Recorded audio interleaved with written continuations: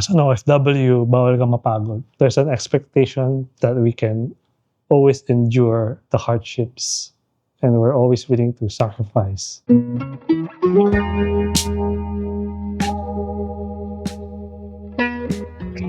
Okay. May mga naririnig ako na sinasabi sa akin sa tuwing simula na nag-abroad ako. Yung mga patutsadang, OFW ka na, okay na buhay mo. Ang laki na ng sweldo mo, bakit nagre-reklamo ka pa? Ba't di ka na lang maging thankful? Isa lang yan sa mga madaming lines na naririnig ko from friends, family, diba? Minsan, nasasanay na lang ako, naging numb na ako, so wala na lang. Pero meron din mga days na medyo naiinis ka pa rin pag naririnig mo. More than 15 years na akong OFW. And if there's one thing I've learned, hindi straight yung journey mo. Not always going up. It's full of ups and downs. Napansin ko rin na madaming stereotypes about being an OFW. Una-una, yung pinaka-popular is pag OFW, mayaman. This one really gets to me, nakakairita talaga siya. Kapag kinonvert mo nga naman yung dollars sa peso, malaki siya tingnan on paper. Pero most of the time, dumadaan lang siya sa palad mo, sa bank account mo. Siyempre, you have rent na binabayaran overseas, meron kang bills, yung iba may insurance. Then may mga expectations din na minsan mapapaisip ka kung kanino ka ba talaga nagtatrabaho. Para sa sarili mo ba o para sa ibang tao? Naiirita, not angry, not bitter, just irritated.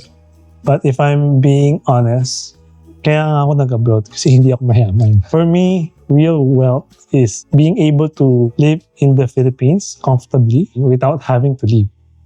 Second misconception, mas madali ang buhay sa abroad. Sure, it's more organized sa ibang bansa. It's more safe. Mas okay ang government. May system, more predictable, secure. But easier, I'm not so sure. Kasi ikaw yung nag-a-adjust. Ikaw yung foreigner. Ikaw yung dapat makisama. There are days na mentally exhausted ka kahit hindi pa tapos yung araw mo. Whether galing ka sa shift mo or sa just a simple meeting sa work, halimbawa.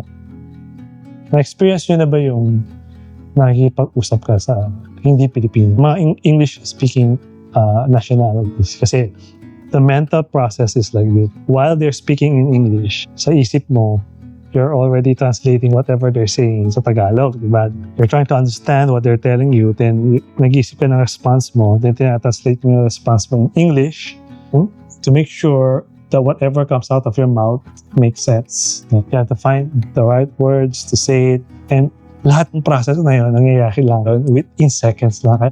It may seem simple, pero that's really mentally exhausting.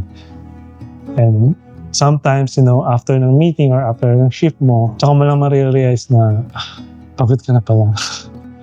Not because of work, but because of everything that's happening in your head and all the mental gymnastics that you had to do just to keep up with your colleagues, with other people. And work abroad is very competitive.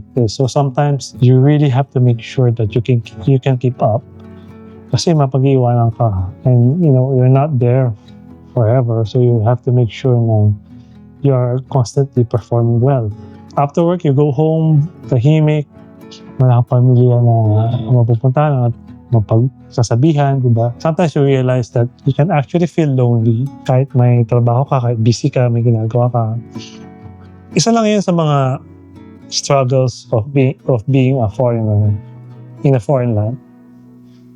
Third misconception na like ko naririnig is, choice mo naman yan maging OFW, diba? So, huwag ka mareklamo.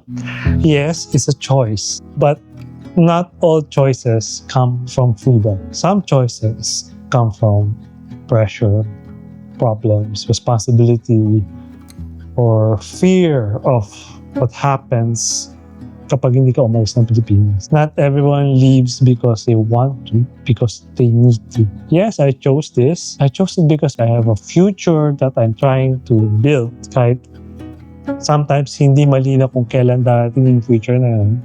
Kasi pabago-bago ang buhay. So when someone says, choice mo yan, it's not wrong. It doesn't mean that you can't complain, that you can't get tired, diba? Fourth misconception is temporary lang naman yun. This is what we usually say sa simula ng journey natin as an OFW. Sometimes we say it just to make us feel better. Hindi natin, 2 years lang, 5 years lang ang contract. It sounds manageable, but while you keep saying that, life also keeps happening in between. So bigla mo na lang ma-realize na yung 2 years mo, 5 years mo, naging 10 years na, 15 years, 20 years na. Yung temporary mo parang it turns into a waiting room, but hindi mo alam kung kailan ka pwedeng umalis. I don't know if I'm making sense. And in the process, you start questioning yourself, if you still go back, ano bang mapapala mo pag bumalik ka? Because while you're abroad, your idea of home keeps changing. It's no longer one specific place. Sometimes home is wherever you are. And most importantly, who you are with. Fifth misconception, OFWs are strong. Strength has limits. Kahit gaano kasanay ka na magtiis or mag-adjust, everyone has a breaking point. Sometimes mentally you get tired of thinking, deciding, adjusting. Sometimes emotionally you break down without any clear reason talaga. Minsan naman, physical yung reason. Your body starts telling you enough. And sometimes, all three at once. Mental, emotional, physical. You're just exhausted from the constant pressure to be okay. There's an expectation from us that we can always endure the hardships and we're always willing to sacrifice.